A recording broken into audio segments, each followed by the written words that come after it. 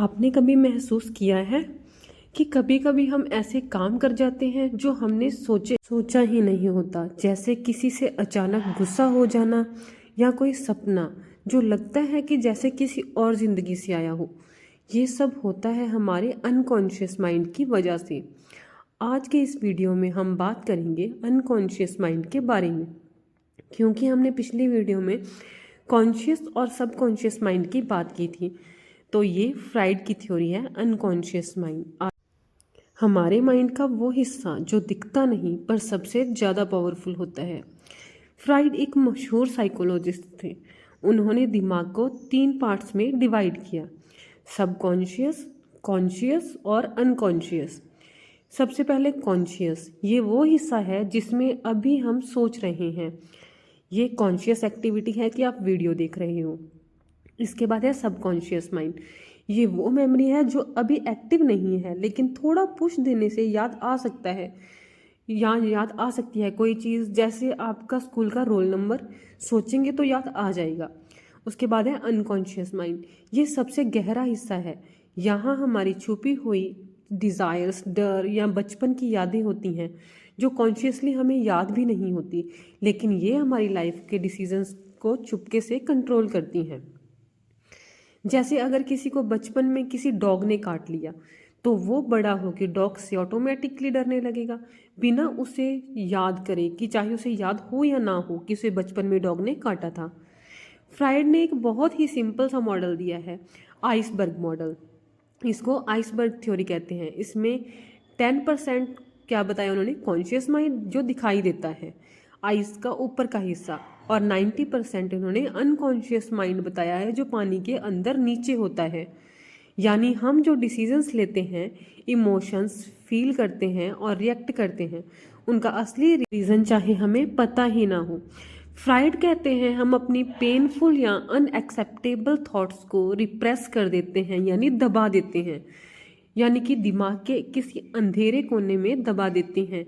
ये repression unconscious mind में होता है और ये छुपी हुई बातें कभी कभी सपनों के थ्रू बाहर आती हैं।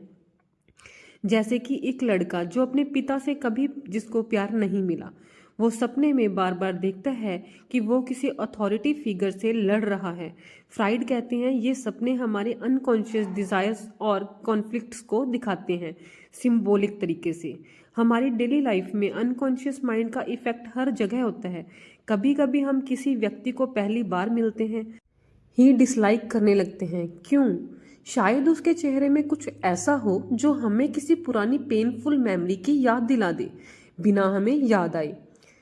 आपको स्टेज पे बोलने से डर लगता है जबकि आपका कंटेंट स्ट्रॉन्ग है। शायद अनकॉन्शियस में कोई पुरानी इंसिडेंट्स रिप्रेस हो, जैसे स्कूल में लोगों का हंसना जब आप गलती से कुछ कह बैठते थे। ऐसे बहुत सारे डेली लाइफ एग्जांपल्स हो सकते हैं कि जो हम अपनी पेनफुल मेमोरी को दबाने के लिए, रिप्रेस करने के लिए, जिसने हमें दुख दिया, दर्द दिया, अब हम उसको याद भी नहीं करना चाहते थे और उसको पूरी तरह से भूल भी गए हैं, लेकिन वो अभी भी अपनी लाइफ पर इफेक्ट डाल रही है। पर गुड न्यूज़ ये है कि हम अपने अनकॉन्शियस माइंड को समझ सकते हैं सेल्फ अवेयरनेस के थ्रू। इसके लिए आपको क्या कर सकते हो, जर्नलिंग कर सकते हो, अपने थॉट्स को लिखना शुरू करो, अनकॉन्शियस पैटर्न्स दिखने लगेंगे। एक इसकी थेरेपी है ड्रीम एनालिसिस। इसमें आपको जो सपने आते हैं उन सपनों को लिखो, उनके पैटर्न को समझो कि आपको किस पैटर्न के, किस तरीके के सपने आते हैं, आपको खुद ब खुद पता चलने लगेगा। उसके बाद आता है माइंडफुलनेस। जब हम प्रेजेंट में अवेयर होते हैं तो अनकॉन्शियस थॉट्स को देख पाते हैं बिना रिएक्ट किए। जब भी आप किसी चीज़ पर ओवर रिएक्ट करें तो पॉज करो, सोचो ये रिएक्शन कहाँ से आ रहा है। इसको डेली लाइफ में इम्प्रूवमेंट करने के लिए, आपको समझने के लिए है ये। अपने फियर्स और रिपीटेटिव पैटर्न्स को ऑब्जर्व करो। सेम चीज़ बार बार क्यों हो रही है? अपने अंदर के बचपन वाले वर्जन से कनेक्ट करो, उसको समझो, हील करो। अनकॉन्शियस माइंड साइलेंट होता है लेकिन पावरफुल होता है। अगर उससे दोस्ती कर लो तो जिंदगी बदल सकती है। तो दोस्तों, ये था एक छोटा सा सफ़र हमारे अनकॉन्शियस माइंड के अंदर। अगर आपको ये वीडियो पसंद आया हो तो लाइक और सब्सक्राइब ज़रूर करें और कमेंट में लिखें क्या आपने कभी अपने अनकॉन्शियस ट्रिगर को फील किया है।